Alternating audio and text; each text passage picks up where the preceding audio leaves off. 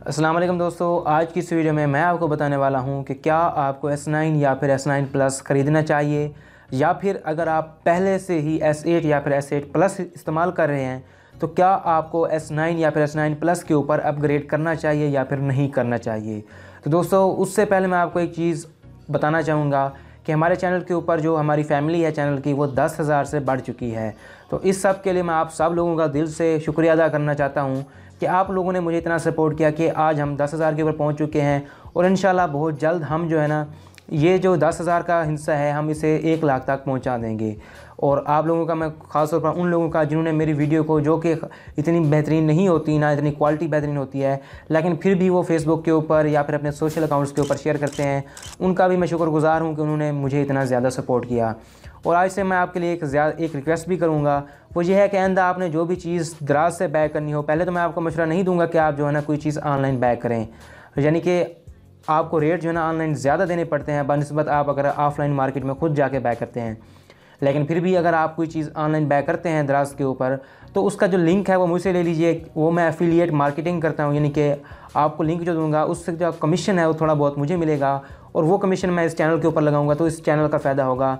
और एक चीज़ आपको क्लियर कर दूँ कि आपको लिंक लेने से आपके जो पैसे हैं वो इंक्रीज़ नहीं होंगे, यानी कि उस चीज़ जो चीज़ आप ख़रीद रहे होंगे उसकी कीमत वही रहेगी, लेकिन उसके साथ साथ आपका भी फ़ायदा होगा, मेरा भी फ़ायदा होगा। और मैं आपको कुछ ऐसे कूपन कोड्स भी दूंगा कि आपका जो कीमत है वो थोड़ी सी, यानी कि आप उसमें 500,000 का आपको फ़र्क भी पड़ जाएगा, यानी कि फ़ायदा हो जाएगा। तो दोस्तों, सबसे पहले मैं आपको इन दोनों मोबाइलों की स्पेक्स बताऊंगा, उसके बाद मैं आपको बताऊंगा कि जो अपग्रेडेशन हुई है वो क्या क्या चीज़ें हैं, और प्रोसेसर वगैरह, या फिर आपको जो है ना S9 और S8 पे अपग्रेड करना चाहिए या फिर नहीं करना चाहिए। तो जो स्पेक्स हैं उसमें सबसे पहली चीज़ डिस्प्ले आ जाती है। तो जो डिस्प्ले है दोनों में सुपर एमोलेड डिस्प्ले पैनल है, और जो आपको S9 की डिस्प्ले है वो 5.8 इंच की है, और S9 प्लस की जो डिस्प्ले है वो 6.2 इंच की है। दोनों ही क्वाड एचडी डिस्प्ले हैं और क्वाड एचडी प्लस रेजोल्यूशन के साथ हैं, क्योंकि दोनों को जो एस्पेक्ट रेशो 18:9 की है। और इसके साथ साथ आपको जो होम बटन मिलता है वो 3D टच वाला है, और आपको जो डिस्प्ले मिलती है वो ऑलवेज़ ऑन डिस्प्ले भी मिलती है इन दोनों मोबाइलों में। और आपको डिस्प्ले प्रोटेक्शन के लिए जो आपको गिलास मिलता है वो गोरिल्ला ग्लास 5 है, जो कि काफ़ी अच्छी आपको प्रोटेक्शन देगा, लेकिन फिर भी आपको जो है ना कवर यूज़ करना पड़ेगा। दोस्तों, अगर बैटरी की बात करें तो आपको जो है ना 3000 और 3500 mAh की बैटरी मिलती है। 3500 mAh की बैटरी S9 प्लस में और 3000 mAh की बैटरी S9 में। उसके साथ साथ आपको दोनों मोबाइलों में ही USB Type-C देखने को मिल जाती है, लेकिन आपको जो इसमें चार्जिंग मिलती है वो फास्ट चार्जिंग, यानी कि क्विक चार्जिंग तो है, लेकिन आपको क्विक चार्जिंग 2.0 टेक्नोलॉजी मिलती है, जबकि इस वक्त क्विक चार्जिंग 4.0 टेक्नोलॉजी आ चुकी है। तो सैमसंग डरता है नोट 7 के एक्सपीरियंस से, यानी कि बैटरी फटने से, तो इस वजह से उन्होंने जो क्विक चार्जिंग है वो काफ़ी स्लो चार्जिंग टेक्नोलॉजी दी है S9 और S9 प्लस में। उसके साथ साथ आपको जो है ना दोनों मोबाइलों में ही वायरलेस चार्जिंग भी देखने को मिल जाएगी। कैमरे की बात करें तो आपको दोनों मोबाइलों में ही फ्रंट के ऊपर 8 मेगापिक्सल का सेल्फी शूटर मिलता है, जिसमें आपका पर्चर जो मिलता है वो f1.7 है, जो कि लो लाइट के हिसाब से काफ़ी बेहतरीन परफॉर्मेंस आपको देने वाला है। उसके साथ अगर हम दोनों मोबाइलों के बैक कैमरे की बात करें तो दोनों मोबाइलों में आपको बैक के ऊपर मेन कैमरे जो मिलेंगे वो 12 मेगापिक्सल के हैं, जिनमें आपको वेरिएबल अपर्चर देखने को मिल जाएगा, जो कि मिनिमम अपर्चर जो है वो f2.4 है, और जो मैक्सिमम अपर्चर है वो f1.5 है।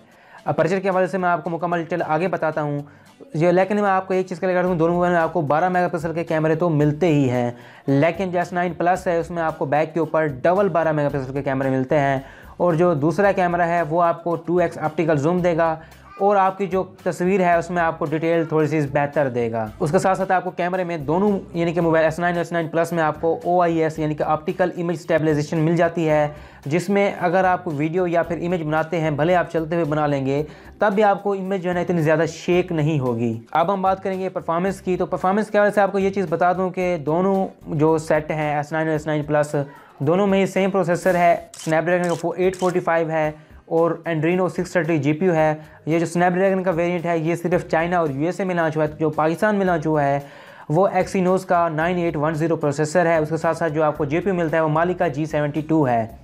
और अगर हम इन दोनों CPU और GPU की बात करें तो एक्सीनोस वेरिएंट जो है ना वो ज़्यादा बेहतर है।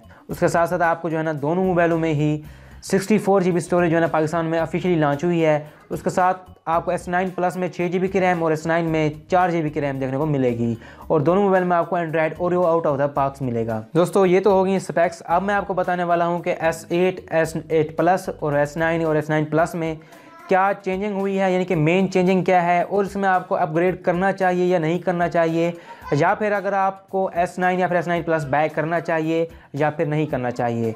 तो सबसे पहले हम थोड़ी सी बात कर लेते हैं अपर्चर की, यानी कि कैमरे की। अगर आप सैमसंग का ऐड देखते हैं तो आपको जो पहला आपको ऐड में नज़र आता है वो है कैमरा री इमेजाइंड, यानी कि जो कैमरा है वो पहले से काफ़ी बेहतर हुआ है। और सैमसंग ने डिज़ाइन के हवाले से इतना ज़्यादा चेंजिंग नहीं की, लेकिन इंटरनल काफ़ी ज़्यादा चेंज की है। ख़ासतौर पर कैमरे के हवाले से वेरिएबल अपर्चर लगा के इस वक्त सैमसंग का जो S9 और S9 प्लस है वो इंटरनेशनल लेवल के ऊपर दुनिया का पहला मोबाइल है जिसमें आपको वेरिएबल अपर्चर मिलेगा।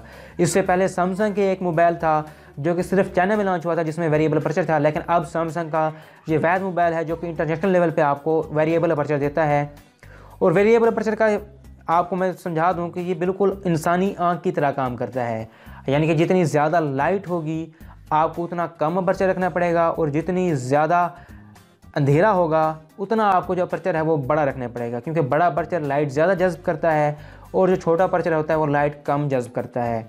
और जो अपर्चर का खेल है ये थोड़ा सा उल्टा है।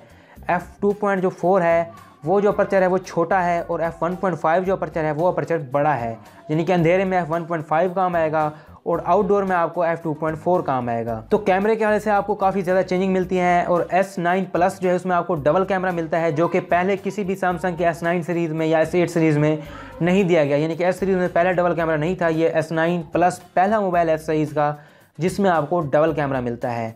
तो कैमरे के हवाले से नो डाउट काफ़ी बेहतर हुआ है S8 प्लस से, लेकिन फिर भी इतना ज़्यादा इम्प्रेसिव नहीं है अगर हम इसे कंपेयर करें गूगल के Pixel 2 XL से। तो जो गूगल का Pixel 2 XL है वो अब भी इससे ज़्यादा आपको बेहतर इमेज प्रोडक्शन देता है। तो इतना ज़्यादा कैमरा यानी कि क्वालिटी होने के बावजूद भी इतना आपको बेहतर रिज़ल्ट नहीं मिलने वाला। लो लाइट में थोड़ा सा रिज़ल्ट आपको काफ़ी अच्छा मिल सकता है, लेकिन बाकी आपको जो है ना इतना ज़्यादा रिज़ल्ट बेहतर नहीं होने वाला। हाँ, एक चीज़ हुई है कि सैमसंग ने जो है ना सुपर स्लो मो का ऑप्शन दिया है। सुपर स्लो मो क्या होता है कि जो आपका कैमरा है वो 960 फ्रेम्स पर सेकेंड यानी कि आपकी वीडियो रिकॉर्ड करेगा 720 पिक्सल में, यानी कि HD वीडियो रिकॉर्ड करेगा और 3-4 सेकंड की वीडियो रिकॉर्ड करेगा। उसके साथ साथ आपको जो फुल HD वीडियो है वो तकरीबन 240 फ्रेम्स पर सेकंड आप वीडियो रिकॉर्ड कर सकते हैं, और जो आपको 4K वीडियो है वो आप 60 फ्रेम्स पर सेकंड भी वीडियो रिकॉर्ड कर सकते हैं। यहाँ पे मैं आपको एक इंटरेस्टिंग चीज़ बता दूँ कि जो एक्सिनोस वेरिएंट है वो 4K रिकॉर्डिंग 120 फ्रेम्स पर सेकंड कर सकता है, लेकिन सैमसंग ने लिमिट लगा दी है कि वो सिर्फ 60 फ्रेम्स पर सेकंड करे, क्योंकि स्नैपड्रैगन का जो प्रोसेसर है वो सिर्फ 60 फ्रेम्स पर सेकंड वीडियो रिकॉर्ड कर सकता है। तो इसी वजह से आपको एक्सिनोस वेरिएंट में भी सिर्फ 60 फ्रेम्स पर सेकंड 4K वीडियो रिकॉर्डिंग मिल जाएगी। दोस्तों ये तो थी इंटरनल चेंजेस। अब मैं आपको बताने वाला हूँ कि एक्सटर्नल में यानी कि डिज़ाइन में क्या चेंज हुई है।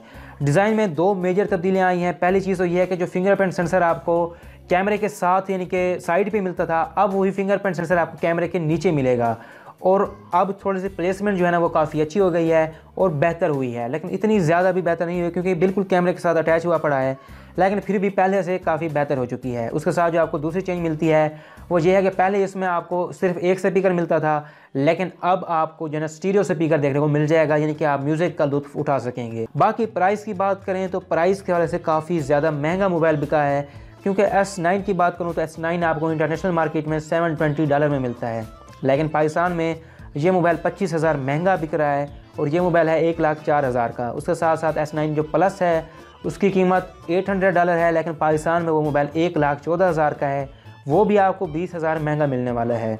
तो इस लिहाज से अगर आप ये मोबाइल अभी बाय करना चाहते हैं तो अभी थोड़ी देर रुक जाएँ, कुछ अर्से बाद 3 या 4 महीने बाद आप वेट कर लें, इसकी कीमतें ड्रॉप होंगी, तब आप ये मोबाइल बाय कर लें। तो अगर आपके पास S8 या फिर S8 प्लस है और आप अपग्रेड करना चाहते हैं तो मैं आपको यही कहूँगा कि अभी आप अपग्रेड ना करें, बल्कि आप S8 और S8 प्लस जो यूज़ कर रहे हैं वही यूज़ करते रहें, क्योंकि ये मोबाइल जो है ना इतना ज़्यादा अच्छा नहीं है। अपग्रेड जो है ना तो डिज़ाइन की वजह से अपग्रेड है, जैसे कि मैं आपको बता चुका हूँ, जो चेंजिंग है वो इतनी ख़ास नहीं है कि आपको अपग्रेड करना चाहिए। या फिर अगर आप बाय करना चाहते हैं तो आपके पास अगर बजट है तो फिर आप डेफिनेटली बाय कर लीजिए S9 या फिर S9 प्लस को, लेकिन अगर आप जो है ना कुछ देर रुक जाएं तो आपके लिए ज़्यादा फ़ायदा होगा, क्योंकि जैसे कि आप जानते होंगे कि 1 लाख में बिकने वाला S9 जो S8 प्लस था वो अब आपको 65,000-70,000 में मिल रहा है। तो इसी वजह से यानी कि सैमसंग के जो रेट हैं वो काफ़ी कम होते रहते हैं, तो इस वजह से आप कुछ देर रुक के मोबाइल बाय कर लें, भले आप नया मोबाइल बाय कर रहे हो या फिर अपग्रेड कर रहे हो, तो कुछ देर रुकिए फिर आप मोबाइल बाय कर लीजिए। वरना मैं आपको यही कहूँगा कि अगर आप S8 यूज़ कर रहे हैं या फिर आप नए मोबाइल खरीदना चाहते हैं तो फिर S8 या फिर S8 प्लस बाय कर लें। S9 या फिर S9 प्लस में इतना ज़्यादा अपग्रेड करने की ज़रूरत नहीं है और ना ही आपको इतना पैसा खर्चने की ज़रूरत है, क्योंकि इसमें आपको इतना ज़्यादा फंक्शनैलिटी भी नहीं मिलने वाली। तो बस दोस्तों आज के लिए बस इतना ही। उम्मीद करता हूँ आपको ये वीडियो पसंद आई होगी। अगर आप इस तरह की मज़ीद वीडियोज़ देखना चाहते हैं तो चैनल को सब्सक्राइब कर लें, ताकि जब भी मैं इस तरह कोई वीडियो बनाऊँ तो आपको मिल जाए। दोस्तों मैं हूँ आमिर, आप देख रहे हैं उर्देश टेक। अल्लाह हाफिज़।